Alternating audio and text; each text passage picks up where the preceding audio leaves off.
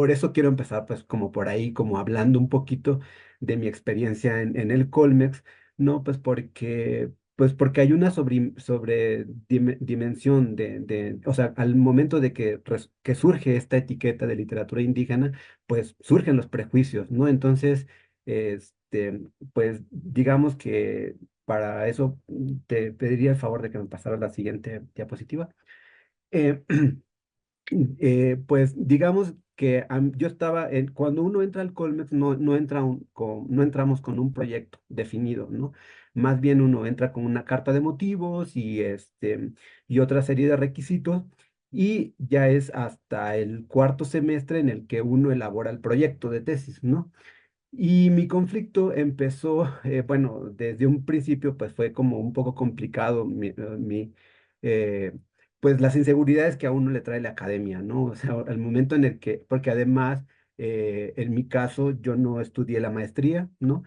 Yo pasé pues de alguna manera como directo de la licenciatura hacia el doctorado, ¿no? Y pues ya llegué con un poco de inseguridades al doctorado y cuando nos piden como el tema de tesis, yo propuse, este es el correo que yo envié ese día cuando me pidieron, pues, de qué podía ser mi tesis, porque se supone que a partir de nuestros temas de tesis se iban a configurar los seminarios del cuarto semestre, ¿no? Que es donde íbamos a elaborar propiamente nuestros proyectos y digamos que yo no lo tenía muy claro, pero la idea pues se supone que era nada más como dar la idea y a partir y no era pues el tema definitivo, ¿no? Sin embargo, esto fue como la causante de o sea, pues de una violencia que yo viví, ¿no? Allí. Yo le escribí este correo a Alfonso Medina Urrea, que era el coordinador del Centro de Lingüísticos y Literarios, ¿no? Y, y digamos que pues se supone que pasó a la junta de profesores y en la junta de profesores, pues al siguiente día me mandaron un correo, bueno, más bien Alfonso me mandó un correo diciéndome que pues tenían que hablar conmigo, ¿no? Y yo dije, probablemente pues va a haber un diálogo, uno no se prepara, ¿no? O sea, uno no sabe qué implica eso y pues yo me fui como más o menos pues consciente de que hablar de escritores en lenguas indígenas no les iba a gustar, ¿no? O sea, como que yo sabía que no iba a ser fácil, ¿no? Pero yo me esperaba un diálogo, ¿no? No lo que realmente llegó. Cuando yo me presento como con el doctor Olea Franco, pues él tiene en su mesa, pues entre otras cosas, mi carta de motivos y un par de cositas, allí como mi tesis y así de licenciatura, ¿no?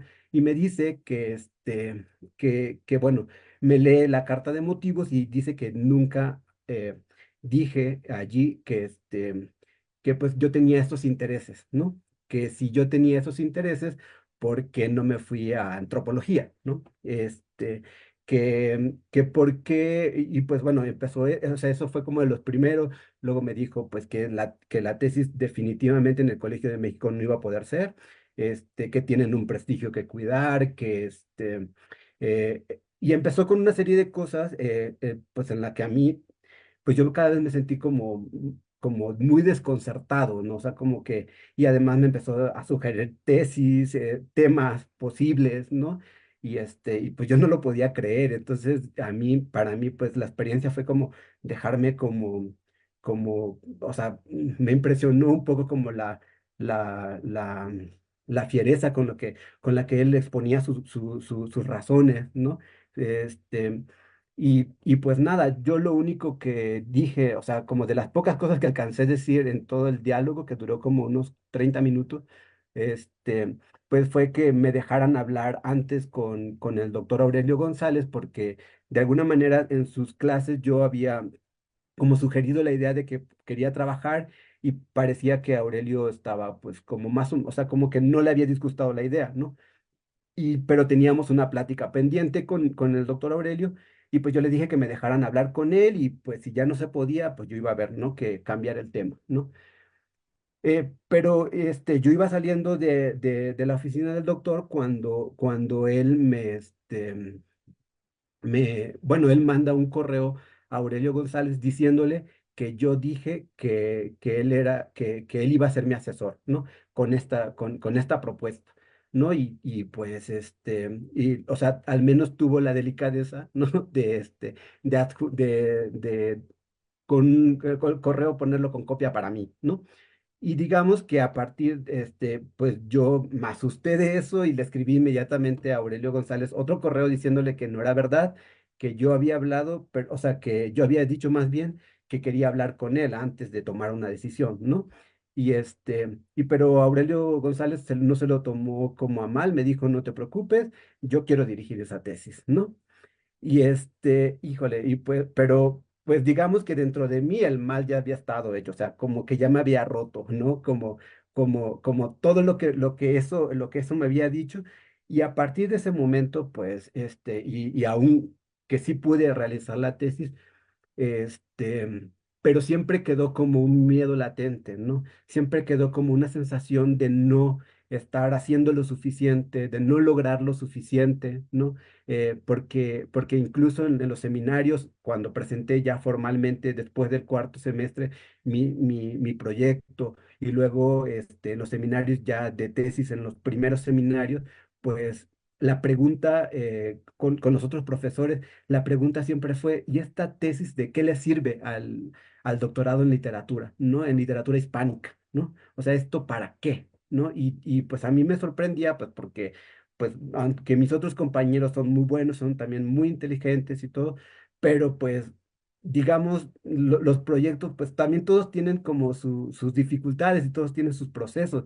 Y digamos, pues si yo decía, si me preguntan eso, ¿por qué no se lo preguntan a todos, no? No, o sea, ¿por qué solo a mí, no? Pues obviamente eso tenía que ver con hablar de otras lenguas y con esa posibilidad, ¿no? Entonces, pues digamos que pues yo fui aprendiendo como varias cosas, o sea, pues fui aprendiendo, o más bien como constatando que lo que hace falta, pues, o sea, lo que hace falta es como una sensibilidad, es crear como pues buscar espacios para crear una nueva metodología tal vez de empezar a dialogar con los pueblos indígenas, ¿no? Y digamos que entonces, pues al final un poco de lo que les voy a terminar de hablar pues esta tarde, pues es eso, como pues lo que significa, ¿no? El uso y también como las peleas que hay detrás de la etiqueta de literatura indígena, ¿no? Porque justo ha sido.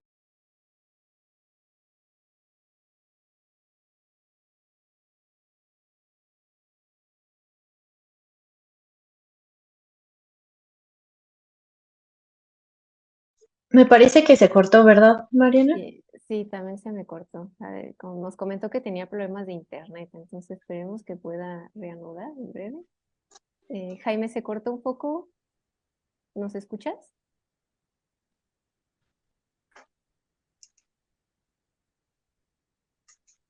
Creo que sí, no, ya no está en la sesión.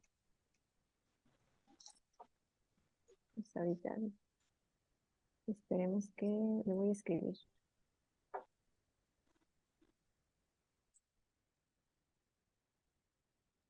Ah, ya volví a entrar.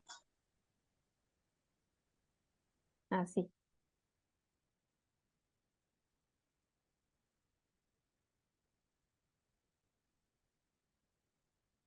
No sé si te sirva apagar la cámara, Jaime, para que como que jale menos, no sé, internet. Sí, yo creo que sí. Vale, perdón. ¿Puedes pasar a la siguiente diapositiva? No sé hasta si se me logró escuchar dónde iba. Ok. Bueno, pasamos a la siguiente diapositiva. Está muy bien esa. Entonces, yo un poco lo que decía, pues que esta etiqueta pues ha generado distintas tensiones, ¿no? En diferentes momentos, ¿no?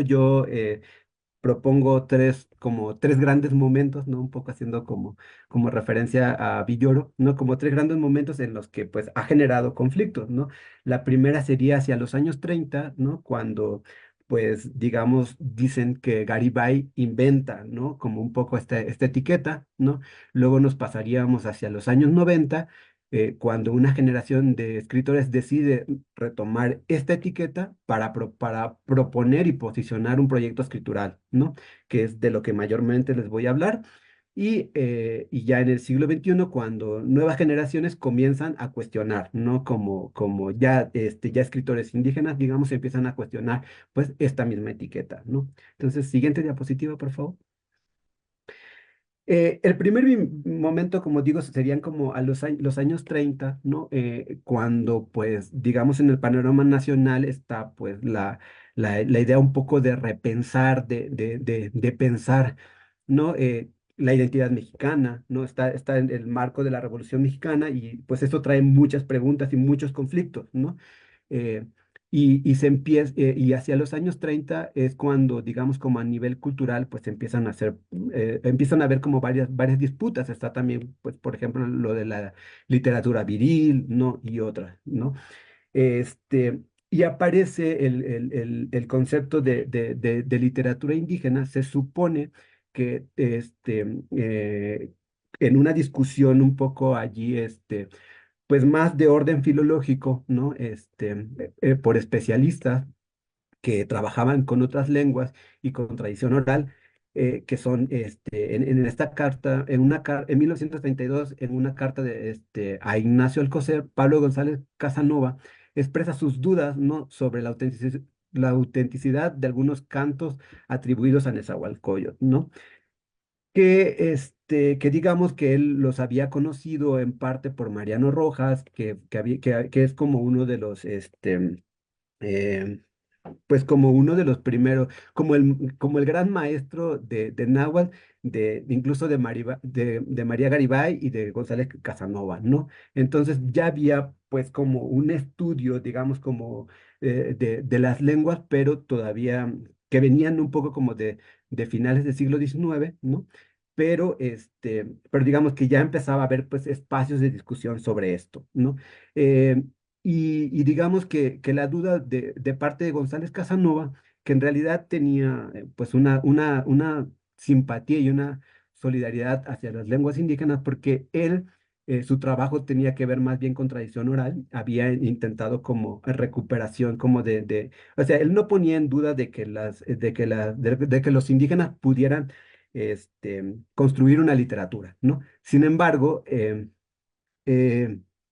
¿cómo se llama? Sin embargo, eh, cuestionaba la literatura prehispánica, ¿no? Y en este caso, lo de Nezahualcóyotl, porque creía que más bien era como un invento de la colonia, en el que él encontraba en varios de los poemas de Nezahualcóyotl, pues como reminiscencias judio-cristianas, en específico como de la literatura, pues de sapiencial, entre algunas de ellas estaría como el Eclesiastés, ¿no? Pero entonces más bien era pues, eh, como un diálogo un poco más filológico, ¿no? Sin embargo, hacia 1934, Jorge Cuesta publica el ensayo El clasicismo mexicano, ¿no? Donde allí sí se muestra mucho más como este racismo, no esta discriminación, porque él ahí definitivamente dice que no existe, o sea, que en México nuestra literatura es aristocrática e universal, ¿no? Y que no hay, no podemos hablar en México de una literatura de raigambre ni indígena ni popular, ¿no? Y pues eso es como la base del proyecto de su generación, digamos, de los contemporáneos, y que luego va a ser retomado, ¿no? Pues, por Octavio Paz y otros escritores, ¿no? Que digamos que es el que de alguna manera, pues como que tiene un poco de más éxito, ¿no? Y luego hacia 1937 es donde aparece por primera vez Garibay, pues en la revista Ábside, ¿no? Cuando publica estos tres poemas aztecas que él los vertió al náhuatl los anota, y allí hace como justo como una defensa de la poesía y de la lírica azteca, ¿no? Y ese es como el primer momento, ¿no? En el que de alguna manera se construye esta idea de literatura indígena, ¿no? Y después en los trabajos posteriores va a terminar de cimentar como esta idea, ¿no? Pero definitivamente en los años 50 con la historia de la literatura náhuatl, donde realmente, pues, hace ya una defensa como mucho más formal y completa, y da por primera vez como pues para rebatir, ¿no? Como todas estas dudas alrededor de, de, de, de esa posibilidad de que hubiera una literatura escrita por indígenas que estaba antes de la llegada de los españoles, ¿no? Que esa es como la base. Entonces, en esta primera vez que se utiliza esta etiqueta, tiene que ver con una literatura sobre todo prehispánica, ¿no? Y pues eso tenía pues grandes implicaciones, y que incluso, por ejemplo, en el texto de la expresión americana de Lezama Lima, pues vuelve a poner en duda, ¿no? Como la existencia de esta literatura, de esta poesía, ¿no? Y como veremos, el trabajo de Garibay, ¿no? Pues va a ser como el gran incentivo para la generación de los años 80, y digamos que va a ser también como em, pues el incentivo incluso para Carlos Montemayor, ¿no? Que es quien va a estar de alguna manera acompañando a la siguiente generación. Entonces, a partir de los años 50, pues se da un nuevo cambio, porque también en esos años Villoro publica el de los grandes momentos del indigenismo. Entonces empieza una época de revisionismo, y de autocrítica, ¿no? De la manera en que, pues, la intelectualidad mexicana ve a los indígenas, ¿no? O sea, entonces empieza a haber como un proceso de cambio que luego se agudiza un poco más, o sea, que se vuelve más autocrítica, y a partir del 68, ¿no? Este, y digamos que la siguiente diapositiva, por favor. Que entonces con eso llegamos hacia los años 70, ¿no? Que empiezan a crearse nuevos espacios para pensar lo indígena, ¿no? De hecho, pues la antropología, como les digo, a partir de los años 60 los intelectuales empiezan a cuestionarse eso, como que empiezan a ver la necesidad de que los indígenas empiezan a cobrar como más peso y más autonomía en sus propias decisiones, ¿no? Y en ese proceso se crea la Dirección General de Culturas Populares hacia 1978, ¿no? Y luego, digamos que se crean también unidades regionales, que justo el propósito es hacer del indígena cada vez más partícipe de este proceso, ¿no? Y por medio de la Dirección de Culturas Populares, Carlos Montemayor llega a Oaxaca hacia 1981, que él cuenta en su libro Los Encuentros en Oaxaca, en el 95. Él cuenta como lo que para él implicó esa llegada, ¿no? Ese encuentro con los indígenas, ¿no?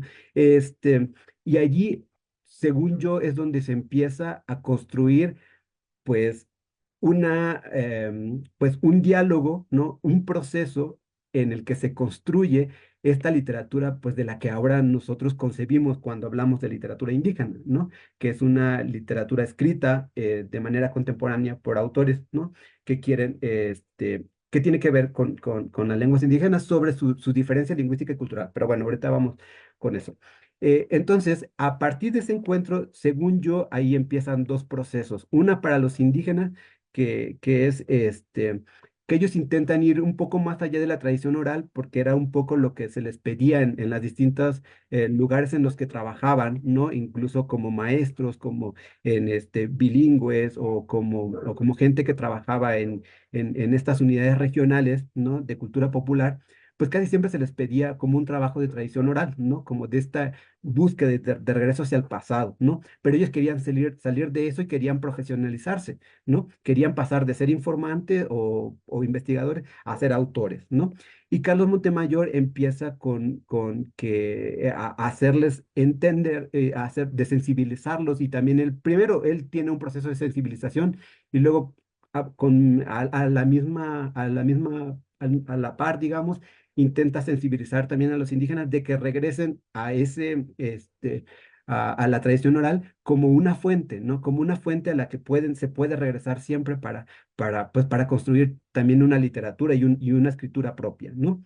Y esto se va fomentando durante los años 80 por medio sobre todo de talleres en los que empieza a participar Montemayor, pero también encuentros y empiezan a aparecer las primeras antologías que hacen como una recopilación de todo esto que está pasando, ¿no? eh, Quizás el elemento central que para que esto se dé es que empiezan a caer en la cuenta de que tiene que haber, o sea, este proceso de autoascripción, de aceptar esa diferencia, de aceptarse indígena, pero también de aceptarse mexicano, ¿no? Porque en el momento en el que tú te dotas de una identidad, ¿no? Tienes como mayor capacidad para empezar a reclamar espacios, ¿no? Tanto como a nivel como étnico, ¿no? Pero también a nivel como país. Entonces, por eso, para esta generación era aceptarse como indígenas, pero también aceptarse como mexicanos, ¿no? Y dentro de lo mexicano, pues es como empezar a tener voz a partir de una diferencia lingüística y cultural, poniendo en el centro eso, ¿no? Este para mí es un punto de arranque radical, pero también contradictorio, ¿no? Pues porque al aceptarse como mexicanos, pues uno entra en un diálogo de hacia adentro y hacia afuera, ¿no? Que pues pero también es, que genera problemas, ¿no? Y que eso es lo que va a discutir la generación ya desde las generaciones de escritores ya hacia siglo XXI, ¿no? Y pero es un proceso necesario, pues, ¿no? Porque pues porque hasta entonces, digamos, los escritores indígenas pues no tenían un lugar tan claro dentro pues de la construcción de una cultura nacional, ¿no? Y el proceso de sensibilidad, y eso también, con esto también se abona al proceso de sensibilización hacia el otro, el diferente, tanto de los indígenas hacia los mexicanos, o sea, hacia lo hispánico en general, pero también a la inversa, ¿no? Y sobre todo eso, ¿no? De que la cultura nacional entienda que hay una realidad a la que tiene que volverse, ¿no? Y ellos se amparan y ellos sí construyen la etiqueta de literatura indígena y a partir de eso, en eso basan su propuesta. Siguiente diapositiva, por favor. Mm. Y digamos que todo este proceso que empieza hacia finales de los 70 y se va consolidando hacia los 80, pero es realmente hasta ya en los años 90, según yo, entre el 90 y 93, cuando ya termina de consolidarse tanto esta generación, pero tanto el proyecto de una escritura en lenguas indígenas, ¿no? Y estos serían como los momentos en que se da principalmente el primero y segundo Encuentro Nacional de Escritores de Lenguas Indígenas, el primero en 1990, que se hace en el norte del país, me parece que en Bicam, Sonora, y en 1991 en San Cristóbal de las Casas, ¿no? Allí se plantea, en el primer encuentro, pues empieza como a verse esa necesidad de crear redes nacionales y de crear un proyecto, ¿no? Y en el 91 empiezan ya realmente a hacerse esas propuestas, ¿no? Que digamos que se ven cristalizadas en el seminario de situación actual y perspectivas de la literatura en lenguas indígenas, ¿no? Que es organizada por Montemayor, pero respaldada también por Bonfil Batalla, ¿no? Entonces, en ese momento, en el de situación actual y perspectiva, es donde se da como lo que yo podría llamar como manifiesto de esta generación y de lo que implica escribir en una lengua indígena, ¿no? Y además de lo que ellos esperaban, ¿no? Y la primera muestra sería los dos tomos de escritores indígenas actuales que son publicados por Montemayor en Tierra Adentro, ¿no?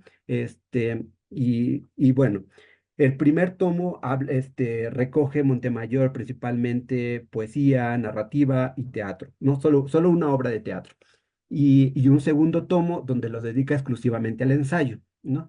Y, y en el 93 se conforma ya la Asociación de Escritores en Lenguas Indígenas, la ELIAC, ¿no?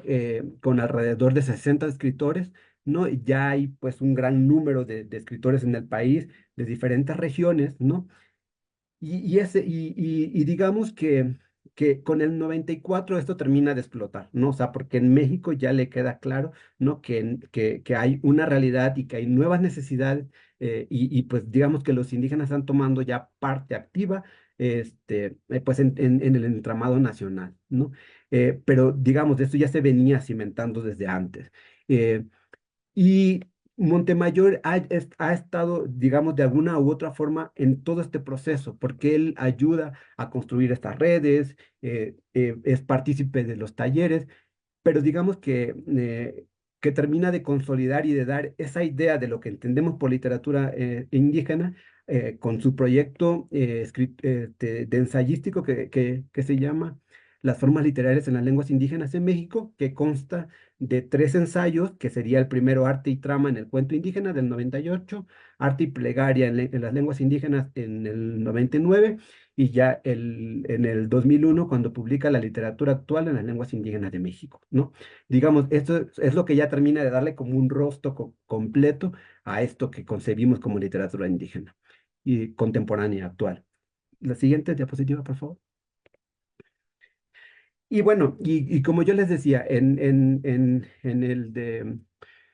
los ensayos de situaciones y perspectivas, ¿no? Es donde podemos encontrar como estos manifiestos, ¿no? Para mí, quienes hacen como un manifiesto más claro y contundente serían Natalio Hernández con su texto La formación del escritor y Juan Gregorio Regino con escritores en lenguas indígenas, ¿no? Digamos que Natalio Hernández pone énfasis en eso, en la formación de uno como escritor pues hace como una serie de peticiones que digamos, bueno, está una la de rescatar la literatura tradicional, pero establecer talleres, organizar talleres para proponer una nueva literatura indígena, ¿no? Seguir celebrando encuentros en distintos niveles, local, regional, estatal y nacional, apoyar la edición e impresión y difusión de estos textos, pero, no, pero tanto de la nueva literatura como la tradicional, luego difundir a toda la sociedad mexicana la producción literaria de estos pueblos y establecer un sistema de becas, ¿no? Entonces, esos son como las propuestas específicas de formación sobre todo. En cambio, Juan Gregorio Regino hace, pues un poco paradójicamente, ¿no? Como, como una serie de propuestas que tienen que ver más bien con em, mm, con política lingüística, ¿no? Él se enfoca más bien como en una visión lingüística, pero también habla del derecho a hablar por sí mismo y por la diferencia cultural y lingüística, ¿no? De los indígenas, ¿no? Entonces, y digamos, sus propuestas son eso, como van hacia afuera, ¿no? Mientras que el proyecto de Natalio Hernández de alguna manera tiene que ver hacia adentro con la formación los de Juan Gregorio Regino tienen que ver como hacia afuera para que cambie la actitud y para que cambie la manera en que también se aprende las lenguas, ¿no? Entonces, como que modificar la actitud de los hablantes en general ante las lenguas indígenas, adquirir el español como segunda lengua y no como primera lengua, ¿no? Dar prioridad al uso de la lengua indígena, propiciar que la cultura se desarrolle libremente sin imposición de elementos exógenos, lograr el reconocimiento oficial de las lenguas indígenas, ¿no? Dentro del país, para que esto tenga impacto la enseñanza, no solo a nivel primaria, sino en todos los niveles, ¿no? Y desarrollar la personalidad del indígena, reconociendo y impulsando sus propios valores, ¿no? Entonces, digamos que allí pues hay como una conciencia de un proyecto claro y además como que Juan Gregorio Regino tiene conciencia de que se está generando pues alrededor de ellos toda una red como digamos, y se asumen como parte de una generación comprometida, ¿no? Entonces, siguiente diapositiva. Y allí, en este libro de situación, em, digamos, para esta última parte, perdón, hay otros dos escritores que acompañan en este manifiesto de qué es y cuál es el lugar en el que, en el que están los escritores indígenas, ¿no? Con Víctor de la Cruz, pues ofreciendo pues como gran parte de su experiencia, porque digamos que él es como uno de los escritores que tenía mayor formación. Él desde los 60 ya venía haciendo investigación muy específica, ¿no? Sobre la literatura, como desde los zapotecos, ¿no? Y y en su acompañamiento para esta generación es como de los primeros en establecer como una especie de conceptualización, una especie de concepto que sería el que pongo allí, que la literatura indígena sería aquella que se escribe en alguna de las lenguas autóctonas del país y se distingue por ello de la literatura indigenista formulada en lengua castellana con temas indígenas. Entonces, como que de manera general, en esta generación lo que se entendía por literatura indígena era como por contraposición a una literatura indigenista, ¿no? Una literatura que abre sobre el indígena. Ahora, esta literatura es cuando el indígena habla por sí mismo, ¿no? Ese es como el punto clave para ellos. O sea, y por eso la necesidad, y también para mí, de hablar de la autoascripción como un elemento importante en este proceso, ¿no? Es como un proceso como de autoconciencia, entonces, digamos que de alguna manera se acepta esto para diferenciarte de otra parte, ¿no? Y pues bueno, él ofrece, como yo dije, como su experiencia en su estudio con la literatura zapoteca y también como un bastante autocrítica, ¿no? Y, eh, y para terminar de dar el panorama, Miguel Ángel Maimai publica este texto de la formación de escritores en lengua maya, donde habla principalmente de los talleres que ellos tomaron con Montemayor y de los talleres que ellos están iniciando, ya ellos ya como, llegando después de haber llevado una formación y cómo ellos empiezan a replicar, ¿no? Como los talleres para escribir, pensando desde la propia lengua, ¿no? Esto es como lo importante. Ya empieza a haber como una conciencia de escribir y de qué escribir, cómo ir escribiendo.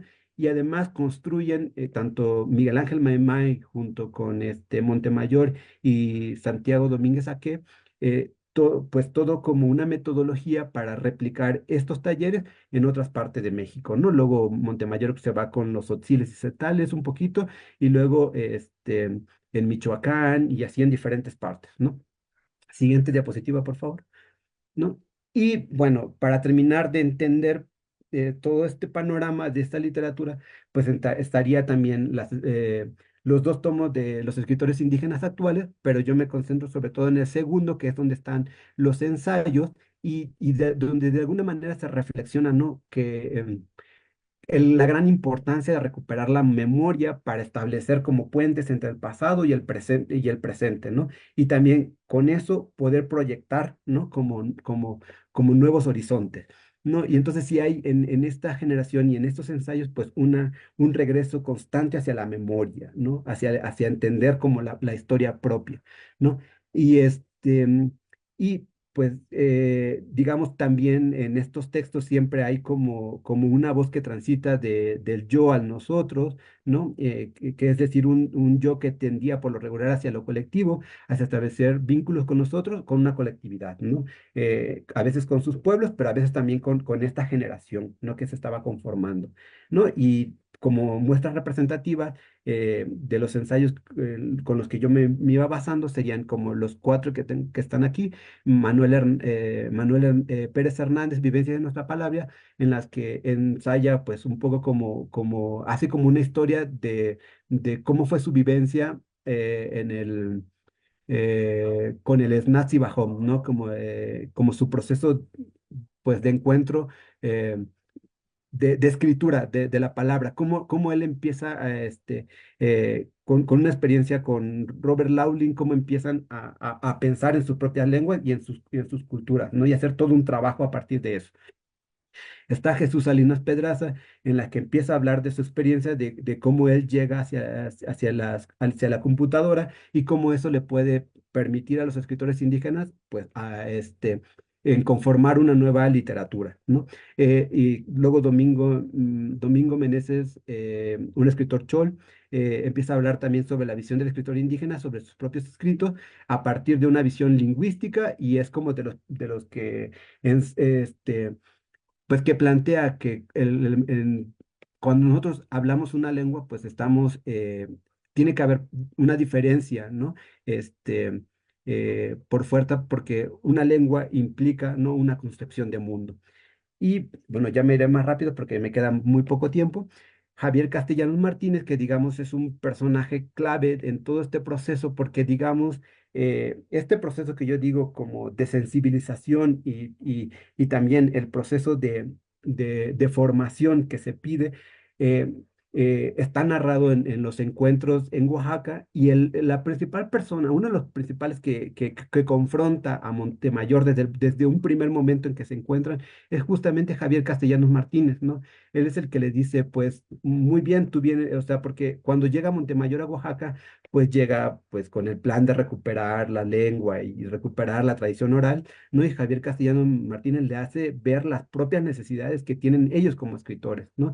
Y digamos que con ese encuentro es, digamos, Montemayor representaría como a toda la cultura nacional que tiene que sensibilizarse y Javier Castellanos Martínez, pues, de todas las necesidades que están representadas por, al ser de una cultura y hablar una lengua distinta, ¿no?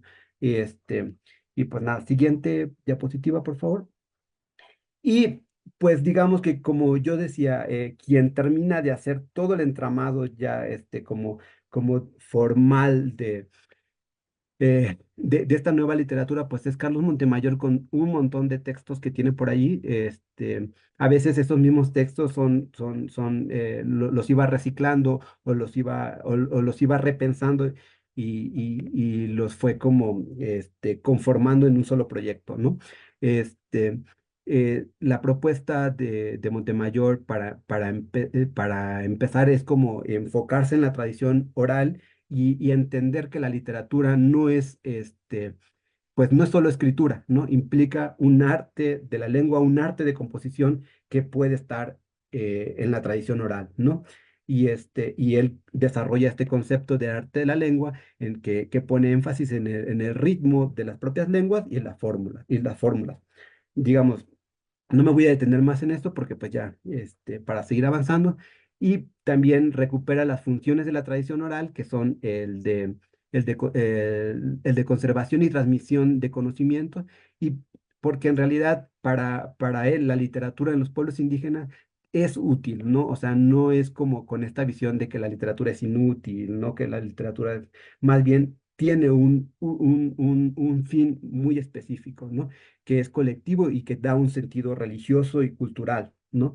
Este, eh, y bueno, luego, pues después de hacer como estas reflexiones, en sus siguientes textos intenta hacer como una forma de clasificar las formas literarias tradicionales, los divide en dos, en los poéticos y los narrativos, ¿no? Los de poesía tienen principalmente este sentido religioso y los narrativos de ir replicando información, ¿no? Y empieza a dar su clasificación de los cuentos tipo. Y en fin, que para mí esta parte es como de las más cuestionables del trabajo de Montemayor, pero pues también era un esfuerzo por darle como forma y pensamiento y como una mayor pues solidez a entender de forma distinta la tradición oral, ¿no? Como desde una forma, pues, literaria, ¿no? Y era como separarse un poco de la antropología. Y siguiente, diapositiva, por favor. Pero su idea en apoyar a esta literatura y para ir generando sensibilidad y para ir generando pues algo que Rafa Mondragón llama como una filología solidaria, pues empieza a construir una serie de textos también para ir dialogando no solo con los indígenas, sino también con la cultura nacional. Y digamos, el primer momento que lo hace es en su discurso de entrada a la Academia Mexicana de la Lengua en 1985, donde repiensa el concepto de tradición, de tradición literaria mexicana, ¿no? Este, que ahorita les diré, y también pues pone énfasis que hablar de una literatura actual implica eso como discriminación. Él le llama idiomática, pero yo diría que es pues de discriminación racial en general, ¿no? Bueno, que se atraviesa por lo racial y lo social, ¿no? Eh, y digamos que él pone énfasis en dos partes, que hay siempre una constante descalificación de las lenguas indígenas de manera general y también que hay un generalizado desconocimiento de la composición artística de esas lenguas, ¿no? Este, y, y bueno, y desde allí, retrabajando tanto la idea de tradición como el de discriminación, pues habla justo de un resurgimiento, ¿no? De la literatura indígena que era necesario y que sin embargo había estado ahí como persistente, como por medio de la resistencia indígena, ¿no? Entonces, siguiente diapositiva, por favor. Y pues en sí su concepto de tradición, él la pone como justo, como la voluntad de asumir el pasado, ¿no? Y, y eso es muy importante, pues, porque es lo que yo digo, con la literatura indígena implica, pues, racismo, implica discriminación, e implica prejuicios. Entonces, lo que realmente se necesita es una voluntad de querer asumir no solo ese pasado, sino también el presente, porque luego él dice que tradición es nuestra explicación actual, ¿no? Entonces, si queremos hablar de una literatura mexicana, pues contemporánea, tiene que hablar y tomar por fuerza, entender que hay una literatura también escrita en lenguas indígenas, ¿no? Y pensada desde las comunidades. Y pues es esto que yo les decía, que ahí se da pues todo un proceso de tanto de formación hacia los indígenas, pero también de sensibilidad, ¿no? Y de sensibilización más bien. Y ya nos pasamos a la última, por favor, a la última. Ok, y pues todo esto, pues llegamos hacia el siglo XXI, ¿no? Cuando ya empieza como un desarrollo de escritores indígenas que después de los 90, ¿no? Empiezan a seguir, bueno, después de los 90 se empieza a ver, y más bien después del 94 empiezan a ver pues muchas propuestas de diferentes partes de México, ¿no? Intentando hacer nuevos proyectos de escritura, ¿no? Y empiezan a ver como nuevas inquietudes y nuevas necesidades que tienen que verse, ¿no? Y ya en el siglo XXI, quizás la primera en hacer una gran crítica sobre concebir una literatura indígena, pues sería Yasna ya, ¿no? Con esta idea de que la literatura indígena no existe porque esa etiqueta homogeniza, ¿no? Un quehacer literario múltiple, en múltiples lenguas, múltiples culturas y múltiples formas también de concebir lo artístico, ¿no? Que puede ser desde lo tradicional, pero y también como desde la escritura ya propiamente, ¿no?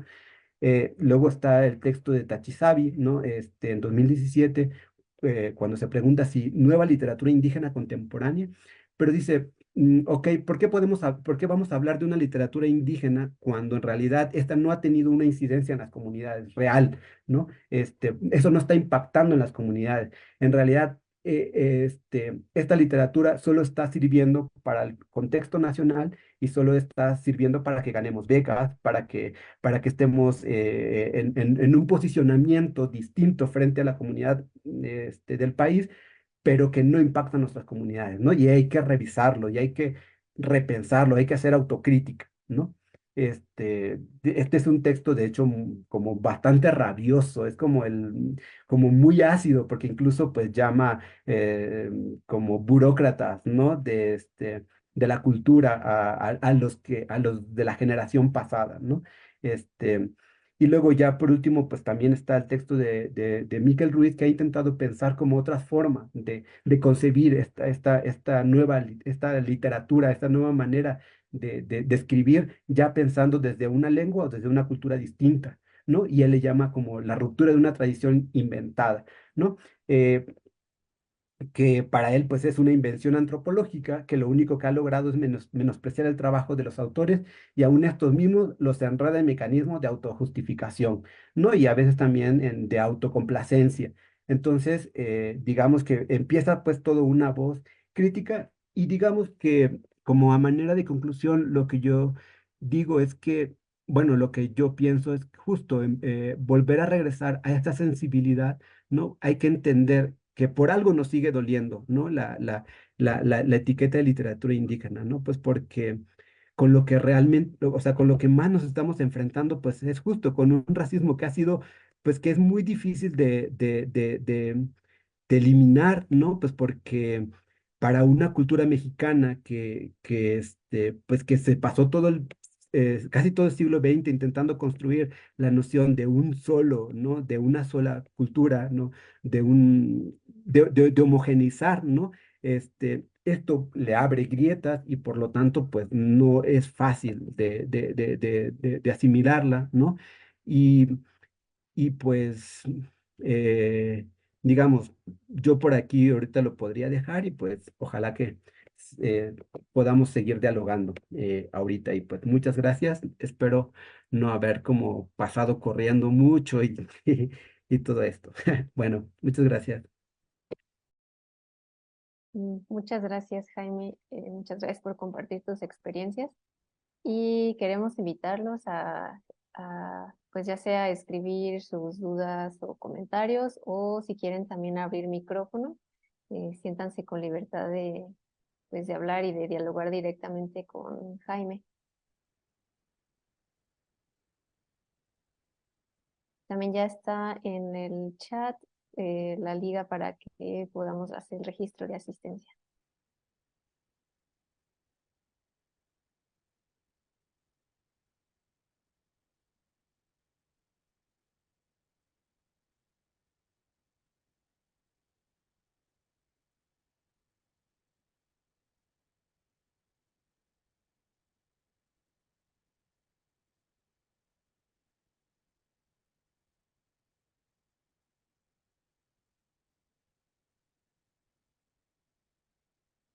¿Alguien se anima?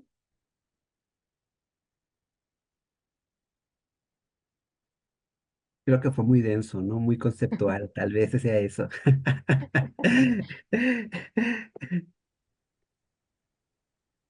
Bueno, nos comparte en el chat Wendy que dice, excelente presentación, Jaime. Muchas gracias. Ahí es mi quito, perdón. Aprendí mucho, has publicado una porción de lo que nos compartes hoy. Me encantaría leer más y te dice que no fue denso para nada. Eh, pues digamos que esto está un poco en mi tesis, que sí, ya creo que ya aparece en el repositorio del Colmex, pero pues también sí he estado empezando a desarrollar como artículos y sobre todo que quiero hacer como un ensayo, pues a partir de esto que les acabo de compartir hoy. Estoy en el proceso de eso, de cambiar de un discurso de tesis a un discurso más amable, más eh, eh, que se pueda compartir. Sí, adelante. Hola, me llamo Paloma. Este, muchas gracias, doctor, por su presentación. Me gustó mucho, creo que me va a funcionar mucho y en particular me quedé pensando en la clasificación que hace Montemayor de, creo que eran las formas literarias, ¿no? O sea, que podían ser como narrativas, de cuento y de poesía, ¿no? Si no me equivoco. Entonces, usted decía que no estaba muy de acuerdo con esa clasificación. Supongo que tiene que ver con la similitud con las clasificaciones de la literatura, digamos, como occidental, pero quisiera escucharle como, no sé si se podría como profundizar en eso, porque a mí me funcionaría mucho entender cómo es que usted está pensando la parte de las narrativas, ¿no? Entender como esta parte de tradición oral como transmisión de conocimientos y que queda de alguna manera en esta literatura, pero que no es literatura escrita, ¿no? Sino que es oral. Entonces no sé si podría contar un poquito, espero sí haberme explicado bien. Muchas gracias. Sí, muchas gracias. Paola, ¿verdad? Paloma. Paloma, perdón, ok. Es,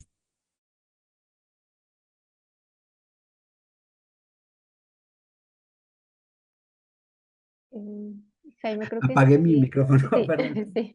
Sí, no, sí te decía que sí entiendo la pregunta.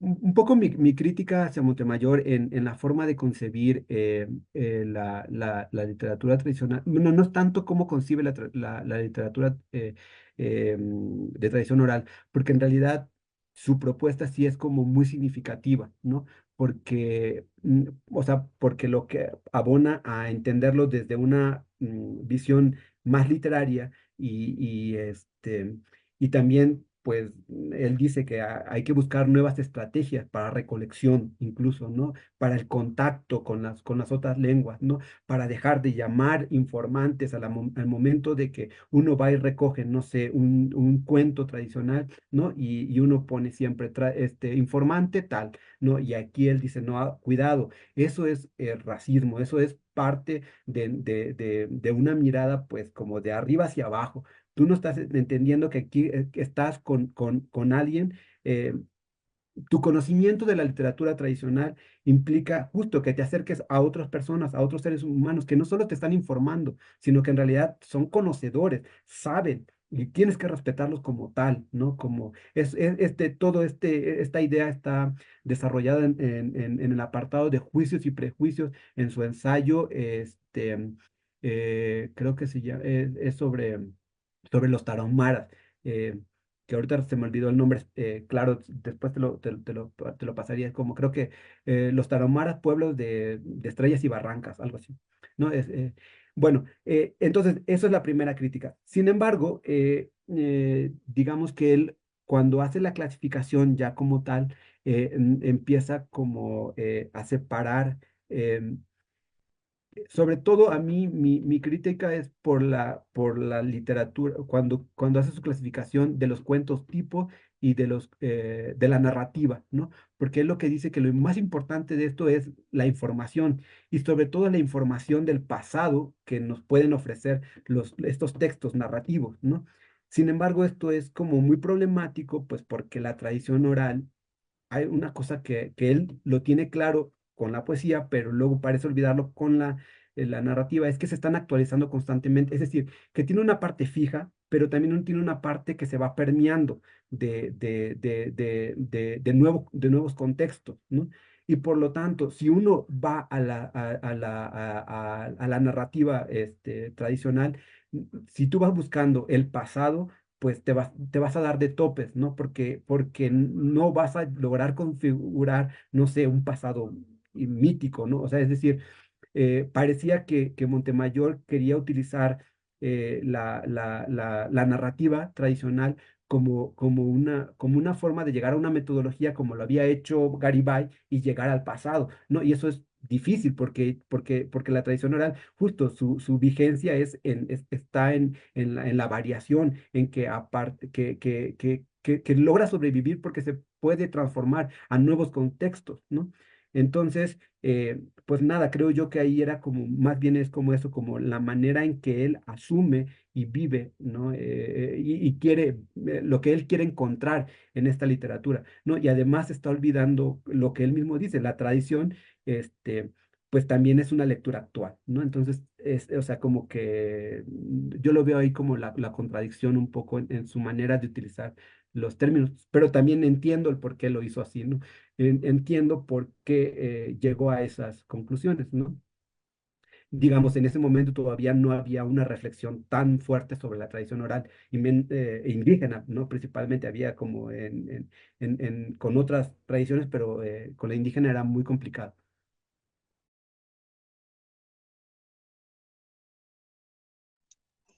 Muchas gracias. Tenemos varias preguntas y tenemos una muy buena en Facebook que dice lo siguiente. Me gustaría si Jaime pudiera compartir alguna reflexión en torno al auge de la poesía más que otro género literario. Me da esa impresión, o sea, como que hay más poesía que otros géneros, ¿no? Y si hubo alguna influencia literaria ulterior que influyó en ello. Y bueno, ya si quieren después leemos rápido.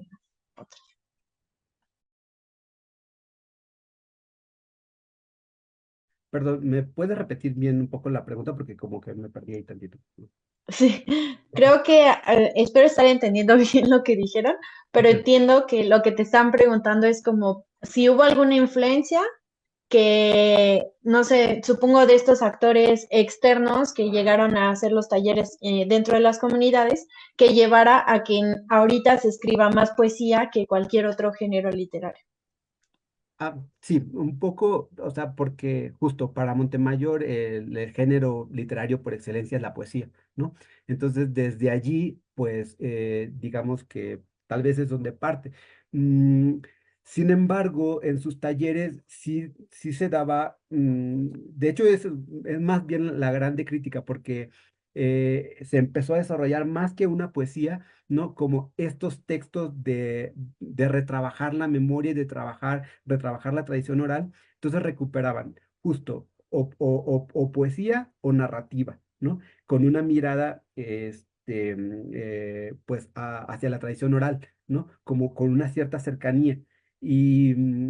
Porque lo que se hacía era como se tomaba como algo que estaba en las comunidades y lo retrabajaban un poquito, ¿no? Y, y, y digamos que, pero eso pero eso se dio principalmente en el área maya, en Yucatán, ¿no? En los talleres que él impartió, pero también era un poco lo que estaba sucediendo en Chiapas con otros, con el diálogo más bien con la academia, pues digamos la academia gringa, ¿no? Porque allí había una presencia más de la academia gringa y de hecho Montemayor les hace como muchas críticas, ¿no? También, eh, pero, pero yo creo que la idea esto de que el género por excelencia es la poesía, creo yo que sí influyó y sobre todo porque aparentemente escribir poesía es más fácil, aparentemente. ¿Y por qué digo aparentemente? Pues porque es más breve, ¿no? Pues porque si tú haces una obra, narrativa, pues construir, no sé, 60 páginas, ¿no? Es muy difícil, ¿no? Eh, en una lengua, luego para poderlo pasar a otra lengua. Y aparentemente, ¿no? Digo que aparentemente, pues porque también la poesía tiene su dificultad, ¿no? Pero la gente asume que como son versos más pequeños, como son versos, es más pequeño, se puede traducir más fácil, ¿no? Y y digamos que,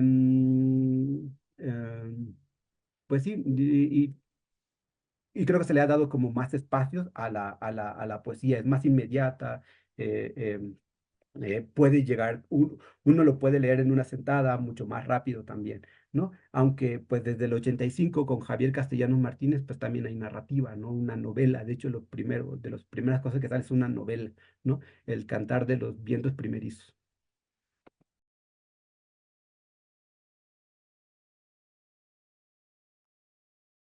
Gracias, Jaime. Voy a leer otras de las que están por acá. Em, bueno, también te comentan que excelente mirada, gracias por compartirlo con tanta humanidad. Em, Preguntan también, ¿cuál es la recomendación para llamar a las personas? Bueno, creo que tiene que ver un poco con lo que estabas diciendo antes sobre esto de los informantes y así. Y te preguntan, ¿cuál es la recomendación para llamar a las personas que nos comparten la tradición oral? Pues creo que ahí habría que haber una reflexión más profunda. O sea, yo en algún momento lo pensaba. O sea, pues darle como el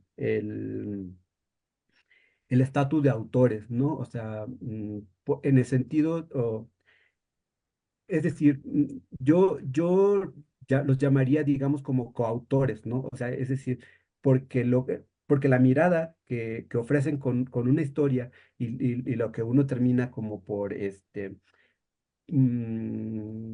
editar, digamos, pues es la mirada específica de ese autor, ¿no? Entonces lo podemos trabajar como coautores, ¿no? O sea, tendrían que tener ese nivel, ¿no? O sea, yo esa sería mi sugerencia, pero pues igual es una reflexión que se tiene que hacer, ¿no? Y que se está haciendo, de hecho, en varios espacios, o sea, por ejemplo, con el Colmich, ¿no? Bueno, con los Mijes, ¿no? Este, con Yasna ya, Tajuy Díaz y están reflexionando sobre esto, ¿no? Cómo tener un acercamiento menos invasivo, ¿no? Con las comunidades. Bueno, estamos un poco rebasadas de tiempo, entonces también queríamos comentarles que, bueno, también por respeto al tiempo de Jaime, también si necesitan irse, también ya la liga para pasar asistencia ya está, pero también pues podemos, si Jaime está de acuerdo, podemos continuar con las otras preguntas. Sí, sí, sí, por mí no hay problema, ¿no? Podemos seguir. Dale. Digo, a mí me apasiona. Bueno, entonces pregunta Luis Capetillo que al hablar de la construcción de narrativas, haces referencia a una performatividad que se vive a los contextos de origen y no al pasado. Mm, a ver, a ver. Mm, O sea, también si quieren abrir micrófono, los seguimos invitando. Creo que tampoco me quedó muy clara la pregunta. Sí, sí, como que, o sea, si yo más bien como hablaba como de esta construcción de un proyecto, tal vez, si eso es lo que se refiere, pues sí era como o sea, como dentro de la cultura nacional, performar una idea de indígena. Por eso para mí, para esa generación de los 80 90, sí era importante que ellos asumieran ese papel de performar frente a la cultura nacional un papel como indígena, ¿no? Basado, pues, pero tratando de construir nuevas ideas. Es decir, no lo tenían tan claro, estaban intentando. O sea, yo por eso, yo en mi tesis le llamaba un poco como ensayar un proyecto literario, ¿no? Porque justo tanto la idea de que lo hacían por medio de ensayos, pero porque también es como una primera forma de empezar a performatizar, ¿no? Como su ser y, y la sensibilidad de los pueblos, ¿no? Entonces, eh, o sea, sí lo podríamos entender por ahí.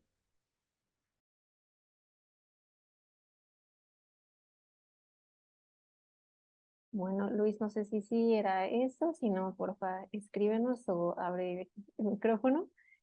Y también te comentan que excelente la intervención, la forma de narrar y muchas gracias por compartir. Muchos agradecimientos de Paloma y de Berta. Comenta un sentido común visual, el formar un papel de indígena en donde ya no lo hay. A ver, ¿cómo? Luis, no sé si prefieras como abrir tu micro y contarnos para, igual el diálogo puede estar mejor, ¿no? No, o no sé si no puedes también, es una opción.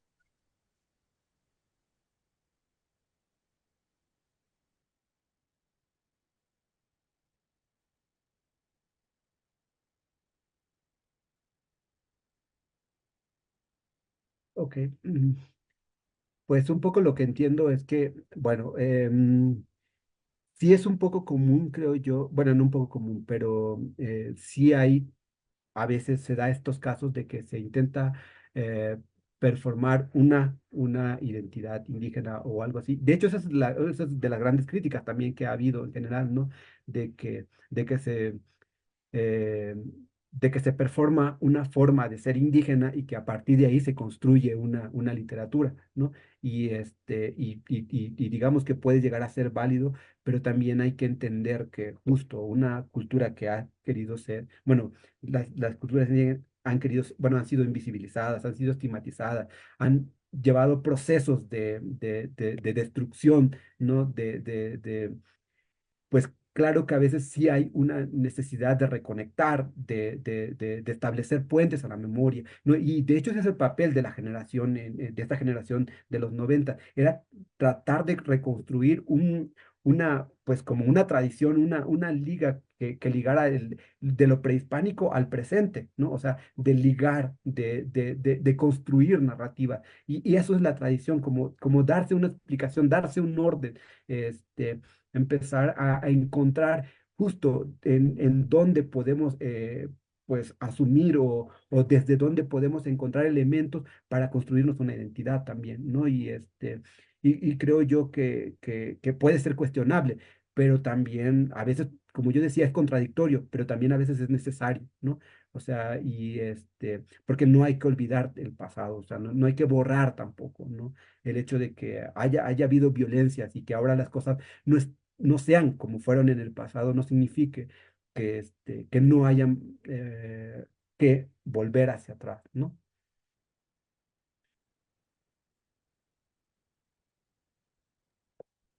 Ay, muchas gracias. Eso que estás diciendo a mí se me hace también como bien importante o bien interesante como pues justo rescatar esta etiqueta porque también es un modo de irrumpir en un canon que de otra manera como pues no permitiría, ¿no? O sea, como que y también es como una etiqueta que permite como acceder a financiamientos y tal, o sea, como que a veces es estratégico, ¿no? Como tomar ciertas etiquetas, eso no quiere decir que las etiquetas estén bien o que no sean cuestionables, pero pues a veces son útiles, ¿no? Para la creación en ciertos contextos. Y, perdón, sí. Sí, un poco creo yo que la mirada de Miquel Ruiz va un poco por ahí, diciendo, o sea, es que, o sea, un poco también el problema él como autor, no es que dice, es que esa etiqueta nos limita a una idea preconcebida, ¿no? También. Entonces, hay que romperla, ¿no? Pero es verdad que no, pero nos sirve justo para jugar como estas partes de obtener becas, de obtener espacio que se necesitan, de verdad se necesita, porque, o sea, es difícil obtener una formación, ¿no? Como escritor y si no hay estas posibilidades, estas puertas abiertas, pues sería aún más difícil, ¿no? Para, sobre todo, como pues hay gente que viene de verdad de pueblos y de contextos muy, que más difícilmente podría llegar, ¿no? Si no hubiera estos espacios, ¿no? Uno no podría llegar hasta, no sé, a tener un doctorado o cosas así, ¿no? Bueno, y para cerrar tenemos dos preguntas. Una de Facebook que nos comparte Madain Vázquez, que dice, gracias por compartir, Jaime. Quisiera saber tu opinión, si es posible desarrollar una tipología en relación con la literatura indígena, en relación con la función social del lenguaje. Gracias. Uy, pues es muy complicado. O sea, justo un poco creo que yo dentro de mi presentación, eh, lo que tenía un apartado de mostrar un poco la tipología o la clasificación que había hecho Montemayor, ¿no? Pues de lo que se había escrito hasta ese momento en lenguas indígenas, o sea, como alrededor de del 99, ¿no? O sea, y con los que él había tenido contacto, pues era muy difícil porque eh, justo había textos y trabajos que no se podían enmarcar en un género. Pero aún así él les ofreció como 5 clasificaciones, ¿no? Que uno era como de la narrativa, otro era de la poesía, del teatro, que antes fue danza. Entonces como que empezó como a hacer como estos como mediaciones para entender pues todos estos cantidad de trabajos que habían que pasaban de lo colectivo, o sea, que estaban transitando más bien entre lo colectivo y lo autoral, ¿no? Como tal, pero que también estaban entre lo nuevo y lo tradicional, ¿no? Que eran como las dos vertientes en las que había que, bueno, lo que hay que tomar en cuenta para ir balanceando pues tipología, pero pero actualmente sería muy complicado y bueno, y más si la pensamos solo desde la función social, ¿no? No sé, es muy difícil y creo yo que, o sea, hacer una tipología en general, creo yo que pues ya nos mete pues en muchos problemas, ¿no? Porque cuando, como la literatura es subjetiva, ¿no? Pues si queremos establecer como cosas un poco como rígidas, clasificaciones muy tajantes, pues siempre se nos van a ir de las manos muchas cosas, ¿no? Y creo yo pues que hay que entender tal vez que hay muchas hibridaciones y hay que aceptarlas como tal, ¿no? Hay que aceptar como estos puentes, ¿no? Entre la crónica y a veces el ensayo y la narrativa, o sea, encontrar como todo, o sea, como entender estas variaciones y posibilidades que están allí, ¿no? Sin embargo, cuando uno escribe para obtener una beca, entonces tienes que ceñirte a ciertos géneros, ¿no? O sea, al final de cuentas, si uno va a pedir una beca es porque vas a pedir en ensayo, en poesía, en narrativa, ¿no? Y no sé, o sea, al final de cuentas uno sí termina de caer en esta tipología, pues que está dado por la literatura en general, ¿no? No específica en lenguas indígenas. Y hay una última pregunta en el chat aquí de Yesenia que pregunta, ¿y nosotros como indígenas cómo podemos construir esa narrativa con las nuevas generaciones que ya no tienen como identidad su cultura? ¿Y ya no tienen identidad qué? Perdón. ¿Sí? Ya no tienen como identidad su cultura. Ah, híjole, es una pregunta muy difícil porque mm, creo yo, digo, no puedo hablar por todos, pero por ejemplo, para mí ha sido eh, digamos, como sí importante entender y, y empezar a explorar lo que se ha hecho en mi lengua. Es decir, yo no soy hablante por completo del zoque, ¿no? O sea, mi mamá sí habla el zoque, ¿no? Pero yo no crecí, digamos, como primera lengua. Más bien, digamos que aunque mi mamá hable la lengua, ¿no? No me la transmitió, ¿no? Ahí se dio una ruptura y sin embargo, yo a partir de manera consciente he hecho como un gran esfuerzo pues por volver a reconectar con la lengua, ¿no? Digamos que sí estaba como inmerso en una cultura que es la Tsunitsame, el Zoque, ¿no? Pero la lengua no estaba por completo, ¿no? Y para mí ha sido un proceso. Y digamos que una de las primeras cosas que hice a partir también de mi conflicto con el Colmex es ponerme un seudónimo, ¿no? Y en mi caso yo lo que hice fue poner el seudónimo de Sacosmo, que es el nombre de mi pueblo, ¿no? Y es como una forma de vincularme de manera profunda y en la medida que cuando yo publique un texto a partir con este seudónimo, significa que estoy intentando conectar, ya sea con la lengua o con la cultura, ¿no? Y pues es eso, pues queda, hay cosas que nos quedan y a partir de eso empezar a encontrar qué nos conecta con una cultura, ¿no? O con una lengua, sobre todo pues minorizada, ¿no? Entonces, no sé, o sea, yo puedo, de lo que puedo decirte, pero no puedo decir qué se puede hacer, ¿no? O sea, más bien, para mí ha sido esa una estrategia, ¿no? Como de verdad comprometerme con intentar volver a conectarme y desensibilizarme, ¿no? Ante mi cultura y ante mi lengua, ¿no? Y pues parte de este esfuerzo, digamos, también fue como la publicación de mi primer libro de Tum Tum Hamabo Natskui, ¿no? Que es Terrores Cotidianos, pero a partir de mis propias temáticas, ¿no?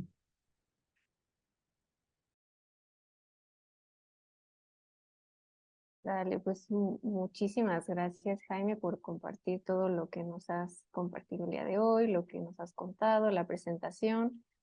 Y bueno, por aceptar también la invitación a participar.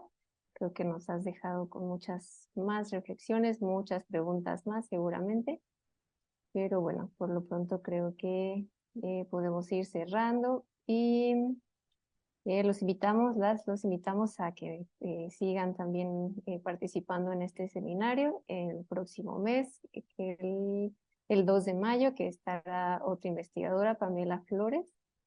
Y pues nada, muchas gracias, Jaime. No sé si quieras decir algo para cerrar.